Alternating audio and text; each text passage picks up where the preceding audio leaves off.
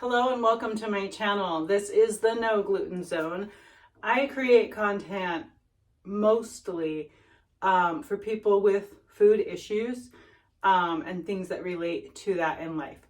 So this particular video has been really on my mind for a while now. And it's a follow-up to a video I did in the past before my channel kind of sat. And it was one of the big reasons why I wanted to get my channel up and running again, was to talk about this particular topic because I feel like it's so needed and so important. I am now 51 and I have been postmenopausal for a little bit now. And when you get into perimenopause, the drop in estrogen starts causing changes in your skin. And I feel like this is a really misunderstood thing, even by some doctors. Some doctors are aware and they will tell you. Others seem to be absolutely unaware and they'll tell you, oh, you have rosacea or you have, all these other things suddenly out of nowhere. When what's really happening is the drop in estrogen also stimulates a drop in your collagen. You develop irritation, itchiness, sensitivities. It's a whole new ballgame. So I had talked in the past about how I developed adult acne at the age of 22. I had kind of flown through my teen years with very little acne, thought I got lucky, and then at 22 I developed horrendous adult acne, and I've been struggling with it ever since. As you can imagine, over the years I have tried just about everything designed for acne, and seriously, one of the best things I have ever found were the products from acne.org. So I did a video about those in the past, and that I did have to modify from their instructions somewhat, and that you could either just, if you were either going to stick to their instructions or just not use it, that's a possibility. But I had to do some modifications so that I could use it. And it helped me so much that I felt that that was worth it. So come into perimenopause and menopause and now postmenopausal, I've had to make some more modifications. And I thought that sharing this information could possibly help others out there. That is my whole goal. So just a quick review on the acne.org products. There is the cleanser, facial cleanser that you wash your face with. There is the benzoyl peroxide. That is the ingredient specific to fighting the actual acne. There is the moisturizer. Even me, I normally didn't use moisturizers because I'm very, very oily. I did need this just because the benzoyl peroxide dries you out so much. I will say they changed the formula on this in the last couple of years, and I don't like it as much, but it's still good. I still use it. I feel like that also kind of came into play with me having to make these new modifications. It was both changes in my skin and then changes in this. And then these are like two extra products. There is the glycolic acid and the organic jojoba oil. These are not required. They're not necessary. They're just extras. I have used them plenty over the years. The jojoba oil you add on if you still feel dry with the other moisturizer. You just put this over everything. And I have used it, especially in the winter months when things dry out, the humidity drops, at least where I live. Depends where you live. Where I live, the humidity drops in the winter and I tend to get more dry, and this was very helpful to me. In reviewing the essentials of acne.org products, they do not believe in scrubbing the face. So you don't use exfoliants or scrubs.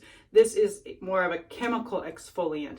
So when I see my skin looking a little dull, like I need it to exfoliate the dead skin off, then I use this. I actually went for a facial, a while back, maybe a year or two ago. I do massages on a regular basis, but they also have facials, and I felt like my face just needed it. So I went and did a facial, and she was asking what I use on my face, and she was like, no exfoliating, no scrubs, this is not okay, we need to scrub your face. And I explained to her that, no, I told you I use glycolic acid. It's a chemical exfoliant.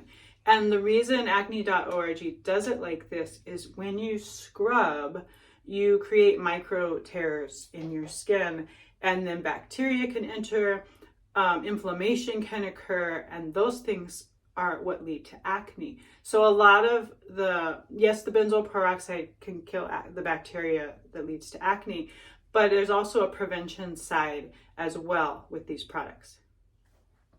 So when I first started going through the perimenopause and menopause and all of that, I was really struggling because I had been using these products every day, twice a day, morning and night, like they say. I believe my big modification was changing the amount of benzoyl peroxide that they recommend. And sometimes I used the glycolic acid a lot more than they said, just my face needed it. So those were kind of my big two changes in the products. So I found myself struggling between controlling the acne and preventing all of this irritation in my skin. It was this constant juggling. I was either irritated or I had acne. And it took me a little while to sort of reinvent the wheel and find something that worked. And so what I ended up finding over time is I do use the cleanser in the morning, but everything cleanser, benzoyl peroxide, moisturizer, maybe glycolic acid at times, that is all at night. That has helped to minimize the irritation. I do very well.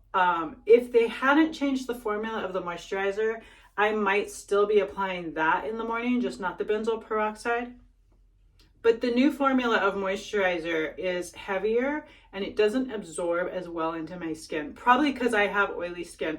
I'm a little less oily now after going through menopause than I was, but I'm still oily. I'm still an oily skin type. I still need to wear powder. Even when I have no other makeup on for the day, I still need powder to control the oil, because if I don't control the oil, I will break out, like, for sure. So that initially helped. Just having less exposure to the benzoyl peroxide was helping, but it wasn't quite enough. And adding on jojoba oil just wasn't quite doing it either. What I ended up experimenting with was castor oil, because I have fallen in love with castor oil for so many reasons. And I'm actually planning to do a whole video later just on castor oil because it's so amazing. But what I ended up doing was, first I was just applying castor oil on my face and then doing the acne.org products. And that was not working. I was breaking out. So then what I ended up, over time, I kept making changes and adjustments. And eventually what worked was putting in the palm of my hand castor oil, and then a little squirt of moisturizer, a little squirt of benzoyl peroxide, and I mix it all up in my hands, and then I put it on my face. I massage it into my face really, really well. Sometimes I do gua sha too with all of that. And then I just do my under eye cream. It's not from acne.org, but I've been using the Derma E hydrating eye cream for years. It works really well. I normally didn't need an under eye cream until I started using the benzoyl peroxide, because it does dry you out. So that's when I started needing that and using that. In the past, before I was using those products, if I tried to use under eye creams just to, like, prevent aging there, I would actually just get acne there. Like, it was just ridiculous because I'm so oily and I didn't need the moisture, and it would just be a problem.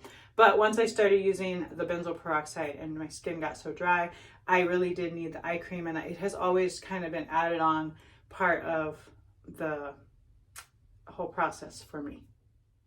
So that's really it. I just wanted to share that. I hope it's helpful to someone, or even if you're not dealing with acne, just understanding the changes in your skin during the whole menopause thing. Maybe that's helpful to someone in some way. But yes, the acne.org products are gluten-free. They have always been safe for me. I have tested them. I now have a gluten detection dog, and I've had her check them as well. But I have Nima tested them in the past, and I have never had a problem with them. I know some people are like, you're not eating it, it's going on your skin, who cares? I am very sensitive, and anything that goes on my face, near my mouth, near my nose, it's going to make its way in at some point, and I just want to be safe.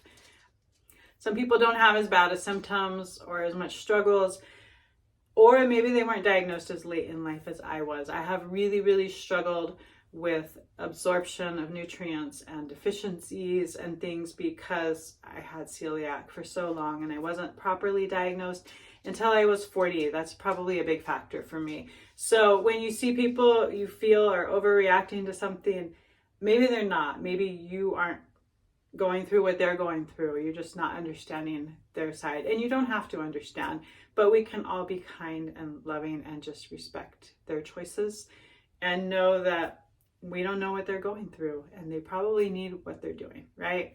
So I think that's really, really important. So God bless you. Have a great day. And I hope this was helpful.